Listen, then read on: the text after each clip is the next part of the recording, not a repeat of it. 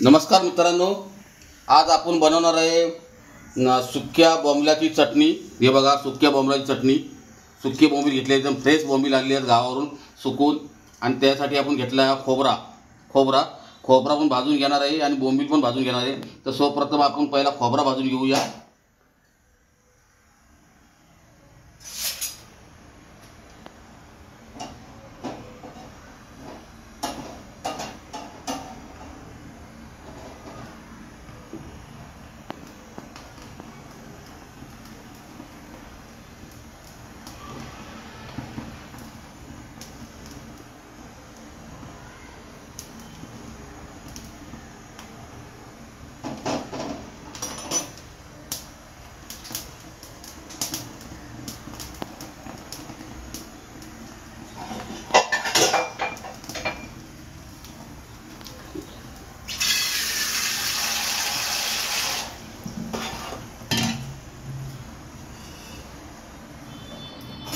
आता आपला खोबरा भाजून झालेला आहे।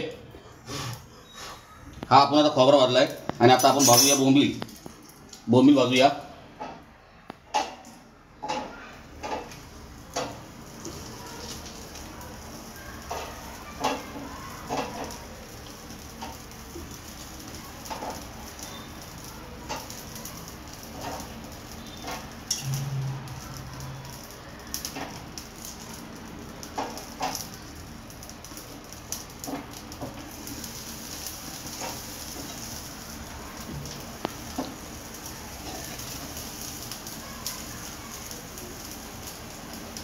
हे असे बोंबील भाजून घ्यायचा, कारण शहरामध्ये आपल्याला हे नसतं, चूल नसते, लाकडं नसतात, त्यामुळे असे बोंबील भाजून घ्या तुम्ही प्लीज।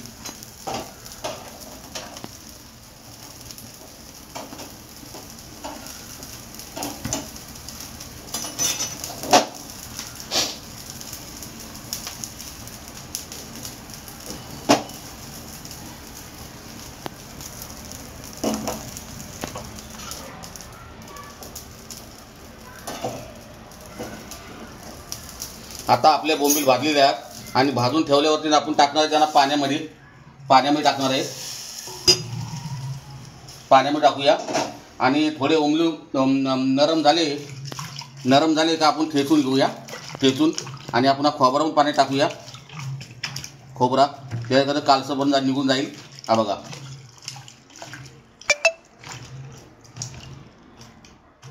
आता आपण भेटूया 5 मिनिटांनंतर।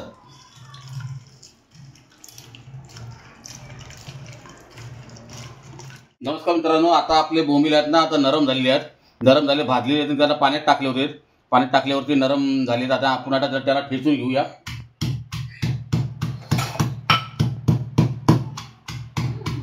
असे ठेचून घ्यायचे असतात।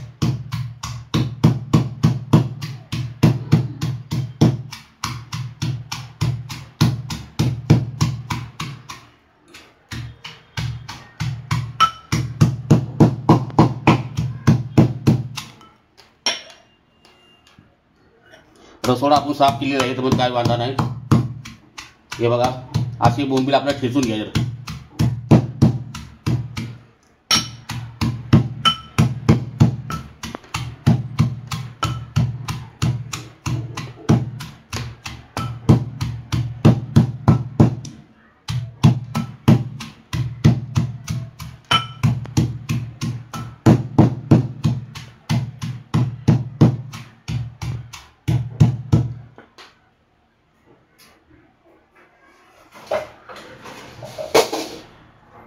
आणि त्याच्यामध्ये आपण लसूण पण ठेचून घेऊया। कारण आपल्या बोंबला चटणी बनवायची, म्हणजे लसूण ठेचून घेऊया।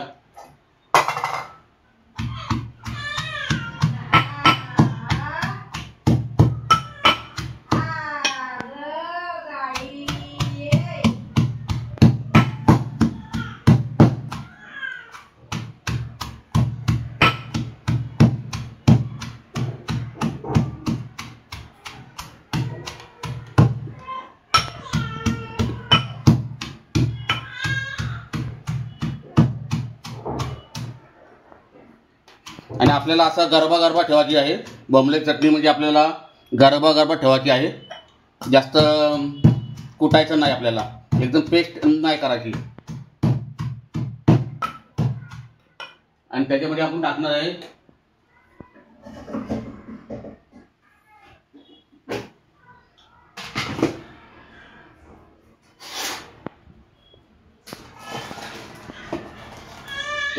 आपण लाल मिरची पावडर,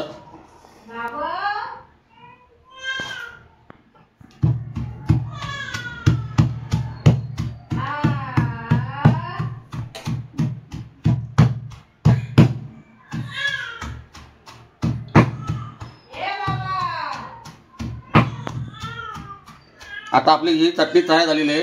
आता तुम्हाला मी नंतर दाखवील तुम्हाला तडका मारते वेळी झाली।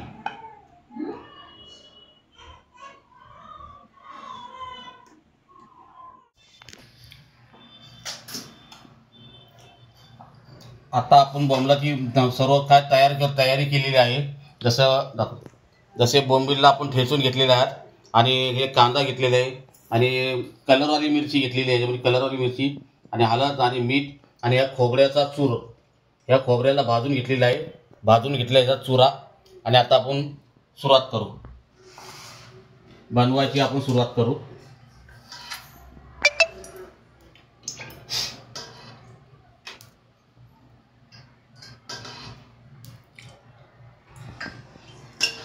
तुम्हाला जसं लागेल तेवढं तेल घ्या, कारण बोंबलाची चटणीला तेल लागतं आणि आपल्याला झणझणीत बोंबलाची चटणी बनवायची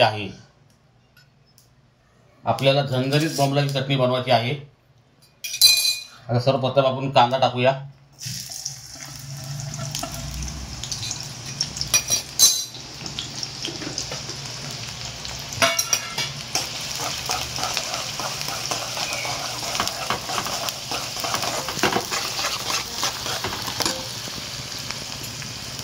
कांदा टाकले आपण लाल मिरची, हळद आणि मीठ टाकायचे।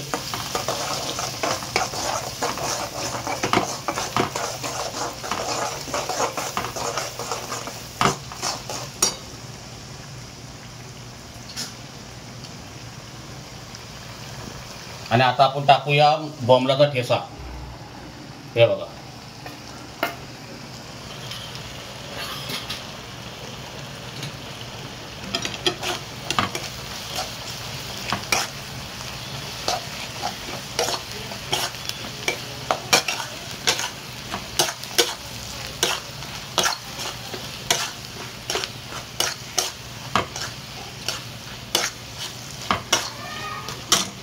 आता आपण टाकूया खोबऱ्याचा किस, म्हणजे आपण हे केलेला किस टाकूया।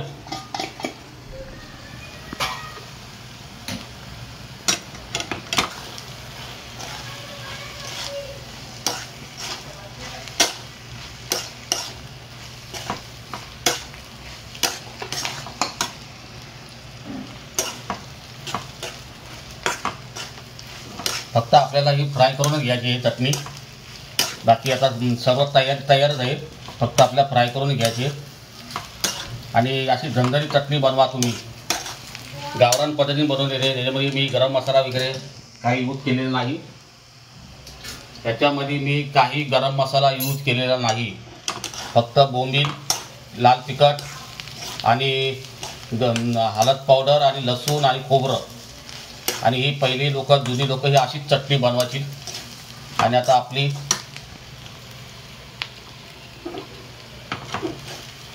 चटणी तयार झालेली आहे,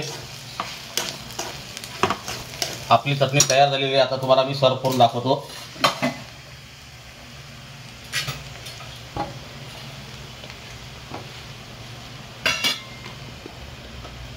आपली चटणी तयार, आता आपल्याला मी सर्व करून दाखवतो।